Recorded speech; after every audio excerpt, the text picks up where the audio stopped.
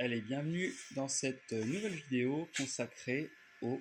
je reviens sur la batterie. J'étais sur le câblage là, et là il est temps maintenant de faire ce qu'on appelle un cyclage de la batterie. Donc là on a toujours le BMS qui est en rouge, tout simplement parce qu'il est en charge, donc il voit des cellules trop hautes.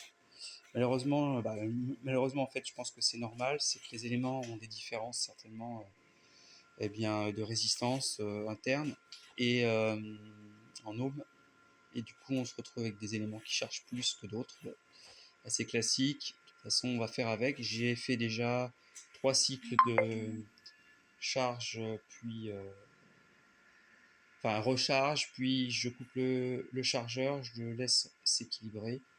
Malheureusement, j'ai toujours des éléments qui montent plus vite que d'autres. Bon. Donc il va être temps maintenant, donc peut-être dans le temps ça va se remettre, hein, c'était peut-être dû à l'autre, soit c'était les éléments qui étaient vraiment pas homogènes, soit c'était tout simplement le BMS qui faisait pas bien son travail. Alors bon, on va laisser le temps se faire, en tous les cas ce sont les batteries sur les véhicules que j'ai acheté d'occasion, donc j'en referai de toute façon après, selon un sourcing, mais c'était pas la priorité. Donc là ce qu'on va faire, le chargeur est vert, donc je vais pouvoir couper le chargeur, et je vais mettre en place mon banc de décharge à ampoule qui compte les ampères-heure et on va pouvoir regarder ça. Allez, j'ai mis installé le banc de décharge, donc c'est tout simple, hein, des prises, des pinces, des grosses pinces sur masse, plus et moins. Voilà, c'est relié ici sur un petit boîtier qui est en fait un bouton simplement, et là un enregistreur, on a bien vécu mon banc mais il fonctionne encore, un enregistreur d'ampère-heure, donc tout simplement un cycle analyste, un vieux modèle. Cycle Analyst, c'est un produit canadien qui sert pour les vélos électriques, voilà, que j'ai depuis au moins une quinzaine d'années. Là j'ai un petit enregistreur sur carte SD, mais en fait je m'en sers pas vraiment, ça permet de pouvoir faire la courbe de décharge, mais en fait j'ai pas vraiment besoin. Là tout ce que je veux voir c'est le nombre d'ampères-heure total. Et ici c'est donc relié à tout simplement un jeu d'ampoules. Alors en principe on peut faire 36 et 48, mais en fait donc j'avais fait ça avec un bouton là d'inversion, mais en fait c'est les ampoules de phare, hein, tout simplement. Celle-ci est cassée, donc comme j'ai un peu la flemme de le changer, en vrai, moi d'avoir plus de chute de tension, ça me permet de débiter plus. Donc là, ça va donc me faire un débit de 7 ampères, ce qui va nous permettre de faire un cyclage tranquille.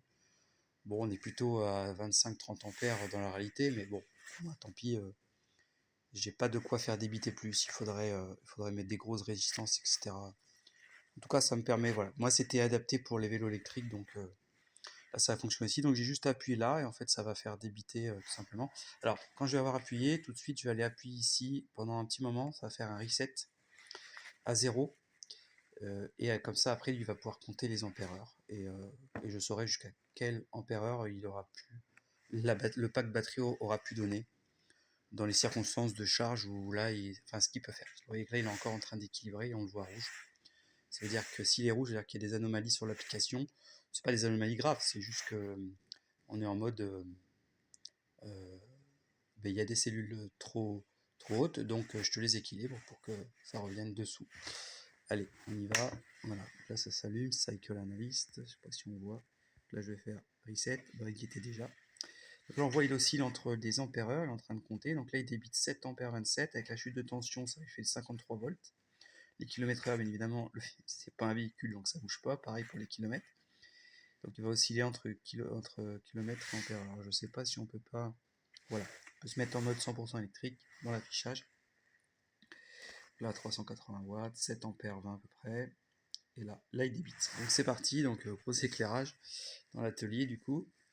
Donc là on en a pour quelques heures, donc je vais mettre fin à cette vidéo et je ferai une partie 2 une partie suivante du moins. Puisque là ça sera une des parties du nouveau BMS tout simplement. Tiens voilà, là on est passé en vert tout simplement parce que avec la chute de tension on n'a plus du tout de cellules qui sont trop hautes suite à la recharge. Alors je vais essayer de mettre l'application sur une tablette de façon à pouvoir la mettre et pouvoir vous faire peut-être un suivi avec l'application du BMS. Mais là ce qui est intéressant c'est qu'on a vraiment la mesure des ampères. Voilà, allez on se dit à bientôt pour la suite.